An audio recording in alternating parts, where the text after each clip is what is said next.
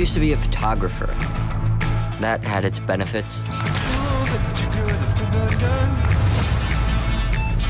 That was years ago. I'm currently working at my parents' preschool. Your father's habit of having sex with girls half his age is getting old. You had an affair years ago, and she's back with a kid? Speak of the devil. I know you. Oh! I had sex with her before my dad did. Oh my God. Damn, oh man. Home sweet home where father and son once romped. Lisa might be my daughter. What? We had unprotected sex. Me and Sarah Beth, at least a week before you did. Oh. Hi, Sarah. Robert's here, too. We both might be the father. This is confusing. Are you okay? Harry is my dad. And he might be my daddy? He might be. She's spending time in your crappy neighborhood, in your apartment. It's not good for her. Mommy! I think she's on my D. I'm perfectly capable of being a father. I think I'm depressed. You're not depressed. You're alone. There's a difference.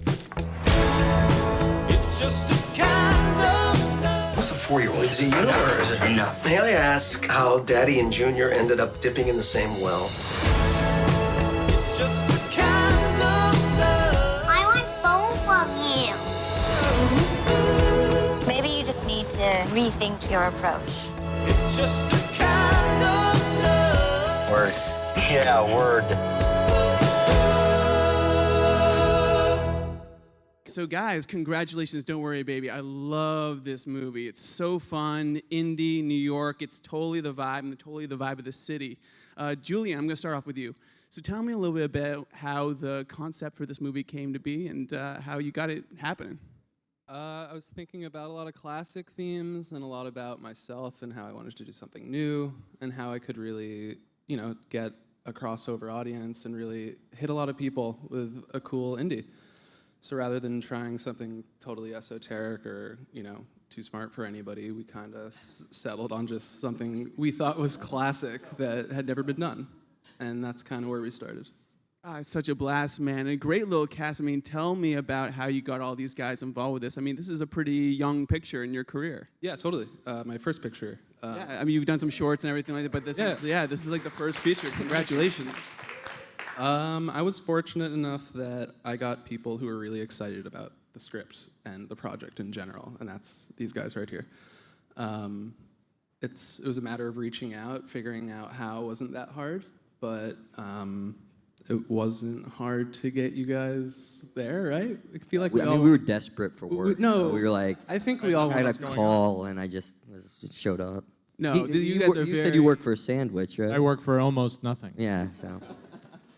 No, you guys are very experienced actors. I mean, you guys have, you know, network shows. You guys have great big box office movies. I mean, John, tell me a little bit about what connected to you in this picture. I just right away I related to the character. I think it's a guy in his mid-20s in New York, struggling to make a living in something he loves. You know, he's a struggling photographer, struggling actor, not knowing where to turn next, sort of trying to find purpose or meaning in your life and putting it on other things, whether it's, you know, a girl or a child or you know, whatever. So it was easy to identify with. And, you know, like Julian said, it's a story that hasn't been told, besides maybe on Maury Povich every episode. To give you guys a little download, as you saw. He's really nailed it. Yeah, this is a higher brow version of Maury Povich. Yeah, so I just identified with it right away and wanted to be a part of it. And Julian's super cool. Yeah. And collaborative, and, you know. And what is it like to have Christopher McDonald play your dad? I mean, this is such an amazing actor.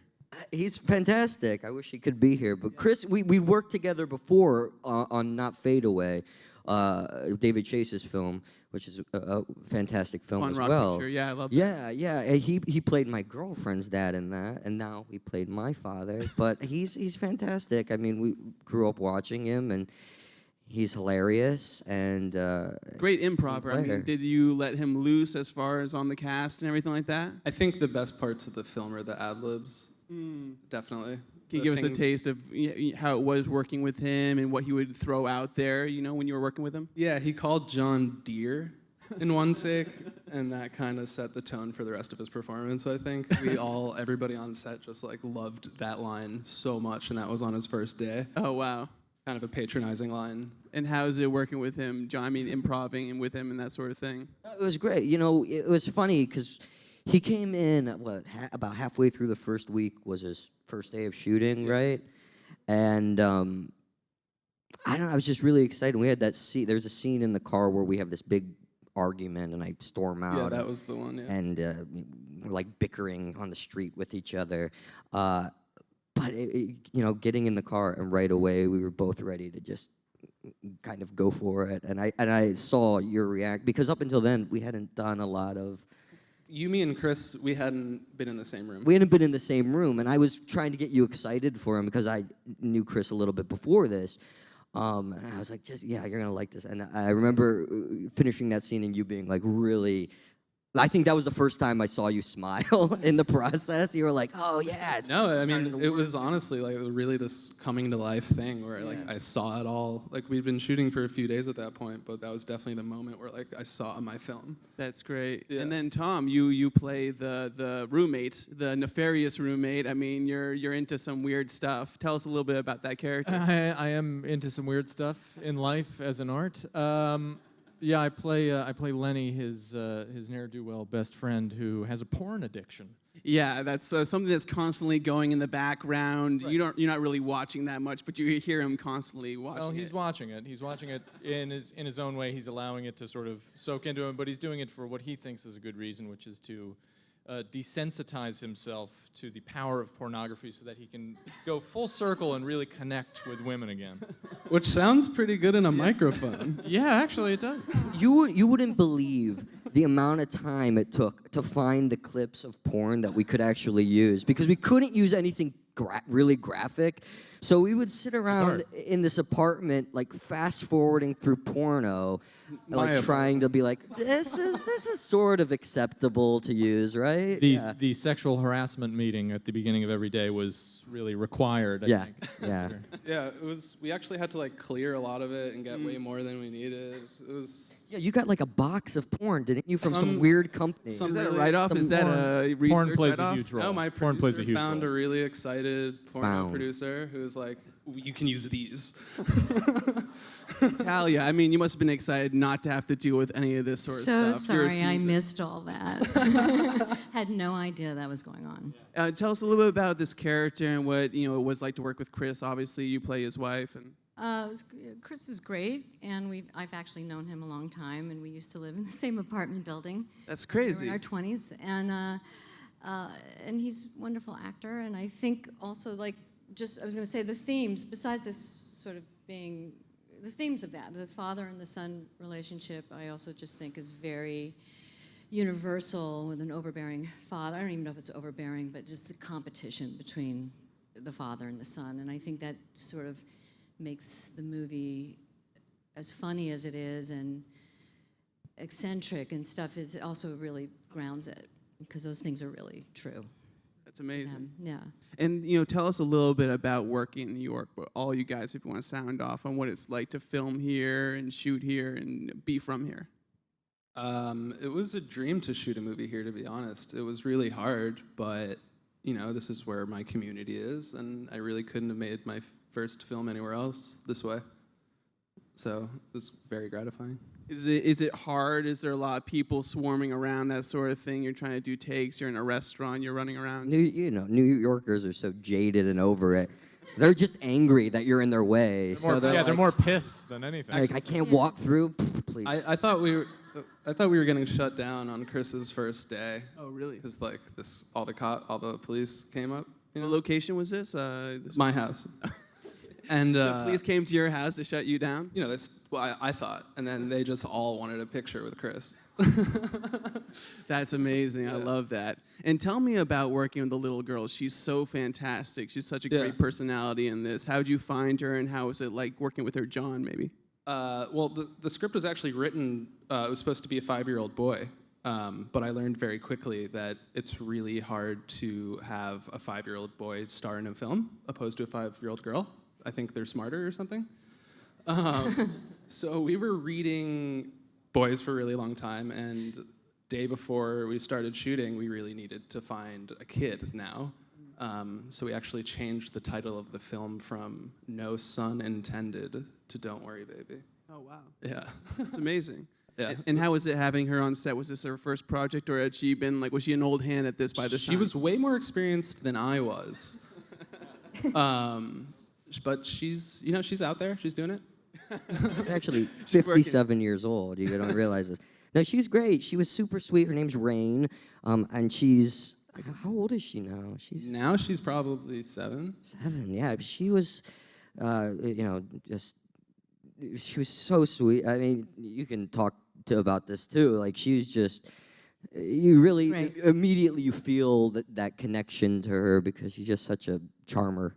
And not like a child actor pro like that. She was very invested in this, and I was there the last day she shot, and she was very upset to leave that family. I mean, so I feel like that kind of shows also that she was really, she just wasn't putting in hours. I mean, she was very involved in. She knew it was her last day. Yeah.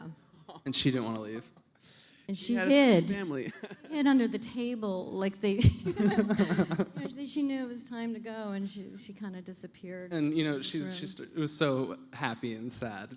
She started crying, and it was adorable. Oh, that's so cute. Like our AD is this awesome Italian guy, Duccio, and he held her up, and everybody said goodbye. It was really great. It's amazing. Well, she'll probably be around for a while. You guys will all work out with her. Yeah, I'm sure. Yeah. We should be starring and stuff. Yeah.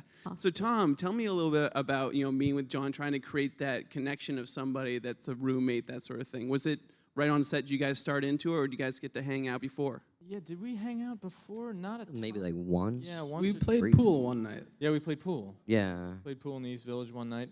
But it's, they say it's hard to make sort of new old friends.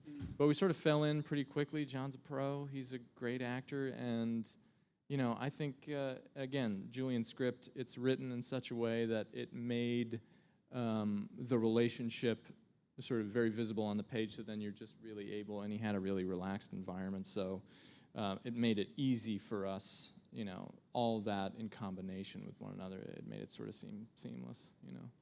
How about for you? Was it the same sort of thing? Was it just getting used to harder it? Coming the other way. It was Yeah, I'm not a friendly person at all. So, I'm not, we're actors. So you and not to say that I love you, Tom. Wow, this is a tough pill right now. I gotta dig myself out of this one now. No, but the relationship is there on the page, and I don't think you have to spend months ahead of time with each other to be able to emulate that on the screen, as long as the script is there to support the relationship. So. We got along right away, and I think we trusted each other pretty quickly, and that made it so we could have fun and play around and let the relationship develop. Yeah, and it's one of the things. This comedy is about old school family issues, but it's also about the new tech age and romance and that sort of thing with the Facebook. And at the same time, you're having this complicated issue with your girlfriend and your father. You have this new thing with Anna, the girl Anna, who you're sort of trying to start a new relationship, and you're Facebook stalking. You're doing the whole social media thing. Stalking? Yeah, I think that's what you're going through the photos. You're going deep dives on the photos. So Julian, were you pulling from stories from your friends or your own personal experiences as far as totally. what it's like to date now? Completely, yeah. I made up a lot of stuff, but it's a lot of research, I guess you could say, but it's a lot of self-reflection, like, oh, I suck in this way, this is gonna be good. And how is it right to as a male to try to write girl characters and try to get in their heads? Is that You wrote a woman very well, actually, who was not sort of victim to this father's philandering or this, that was basically able to hold her own and She be kind of very runs realistic, huh? I was saying she kind of runs the show. Yeah. But I'd like to think But behind without the being scenes. totally intrusive and respectful and isn't like breaking anybody's balls or, like it's not like that, these sort of, touchstones that you see in sometimes women written as, and it's like, it's very fully.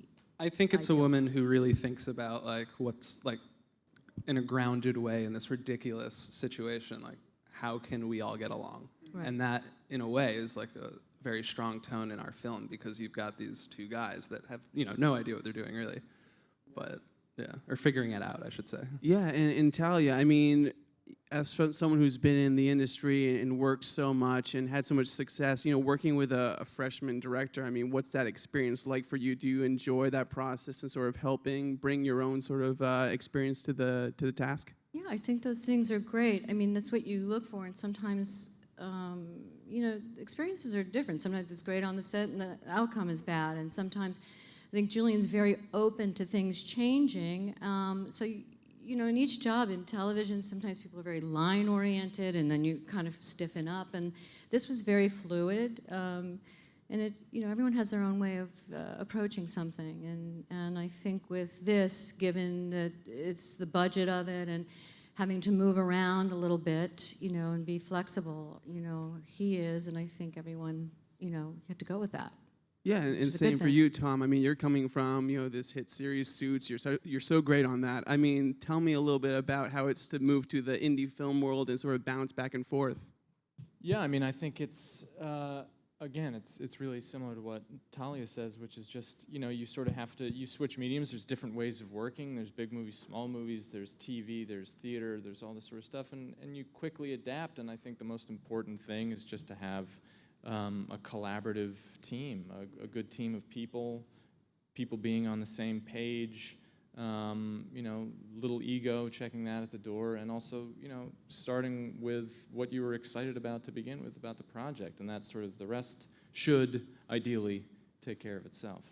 Well put. Yeah, absolutely. Yeah, and your character, he's a little bit of he's staying inside all the time. He's watching his porn. He's a little schlubby. When he's dressing. I mean, did that help you sort of get into that character? I mean, finding that wardrobe, it's particularly something. Yeah, it's not a suit, that's for sure. It's far from. Scarily, I think the wardrobe is half mine and half Julian's. So I don't know if that's a good thing or a bad thing.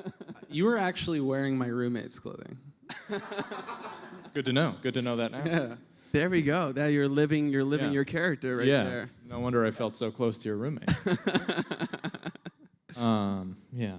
So that help you sort of inform the character, and what were you going for in that role? Yeah, I mean, I think it was important. Lenny is a little bit of comic relief, and I didn't want to treat him like a clown or anything. Although he has great zingers, great one-liners, and he's obviously set up as something of a foil. But he's also, this is a guy that we all know. He's a guy that everybody has a friend like this. Everybody knows a guy like that in the neighborhood, and I think it was important to just stay cool with it, be relaxed, let things happen, let the lines do some of the work. I mean, playing with John, playing with Chris, just letting things happen in front of the camera. It was, it was a joy. That's awesome. And then I want to ask you, John, about that question as well. The sort of, from The Big Short, which is such a great movie, and then you're doing a play, and I think you're prepping a play coming up. What do you like about jumping around the different formats? What do you enjoy about that?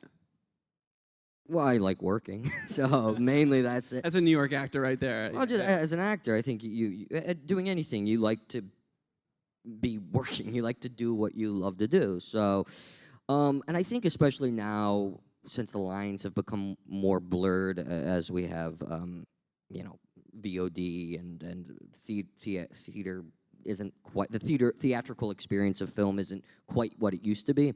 I think as actors, we're realizing how blurred the lines become, whether it's theater, television, or film. And I think actors presently have to be able to transition through all of these mediums. But at the core of it, it's all the same. If you take away the cameras or you take away the stage, you take away whatever, at the core, it's a scene, it's people interacting. And the craft of it is really the same wherever you're at. So I think if you approach it that way, you know, you'll find similar results, whether it's theater, film, or TV. Yeah, and is there something that you pick up when you work with someone like Chris McDonald and then Steve Carell and then you know War Machine and everything? Constantly. What are the lessons? Yeah, I'm continuing to learn, and I've been very fortunate to work with so many people that I respect and so many talented artists along the way. And from my first day until now, and as I continue, I'm sure I'll keep learning. And it's not just it's not just like the big Steve Carells and them. It's everyone you work with. You learn something from, and I'm a big advocate of if you're not learning in whatever you do, then you're in deep trouble. That's great. That's excellent. Well, I guess we're going to throw out to the audience for some questions. If you guys have them, you stand up with the mics. Hi. How do all of you feel about watching your own work on screen? Despise it. Negative. I don't like it. You learn. I mean, you learn to do it though. You learn to deal with it. Yeah. I feel like I have to get some distance from it before I can watch it, but you learn. Like at the beginning of the journey of acting, it's hard, and it gets easier and easier. Yeah. Thanks. Next question. Hey guys, did you have to rehearse, or did you get time to rehearse before filming, and or did you just go on set and like try to make it feel natural? And did you have time to do several takes? We did one legit read through. Yeah. Talia joined on late, not late, but like late for a director to have like sanity. Okay. So Talia and I kind of talked on the phone and emailed back and forth even while we started shooting. But then we we read every scene, Tom and Yeah, we had a day at that house, right? At that house where we were together and we read our scenes. Together. But you've forgotten this. I remember you were very drunk that day. Yeah. There was one conversation that we had where basically we read a scene and then I talked about it, and that was really helpful. That I remember. Hearing myself talk as well as just learning how to like communicate with you guys. Generally, with a small movie, you sort of do the best you can before in the very small time that you have together, and then you just get up bright and early and try to power into it once you're there. Rehearsals is such a luxury with small films. I mean, even with big films, it's a luxury. Yeah. It's not often that you, in film, have rehearsals. So that's great. Next question right there. Last question. Hi. I think we've all heard that budget is one of the biggest obstacles of filming an independent movie, and especially with story of how one of your characters wore your roommate's clothing. I was just wondering what other ways you got around having a smaller budget, I imagine, than what your vision called for. Yeah, so many ways. So many ways. You had to cut all the explosions, I'm sure. All of our locations, it sounds way easy. Oh, get your friend's house. It's impossible to actually do that. You have to destroy your own house. Yeah, I mean, the businesses that we used, we spent years building relationships with. Like, two of our okay. There's a fried chicken shop in one of our scenes where, I lived in the neighborhood and I knew I was going to make a movie someday. I knew I was going to film it there because it was so cool. So I got a job there. I worked a couple months and I was like, okay, I got to go film this movie. So, what are you doing on the 19th?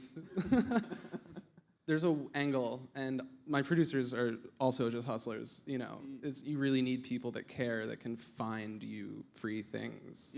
And, free's not free also, yeah. That's amazing. Well, the locations came out great. It looks fantastic. Yeah, I and think they one more hand for Don't Worry, Baby. Thank you, guys. cast of Don't Worry, Baby.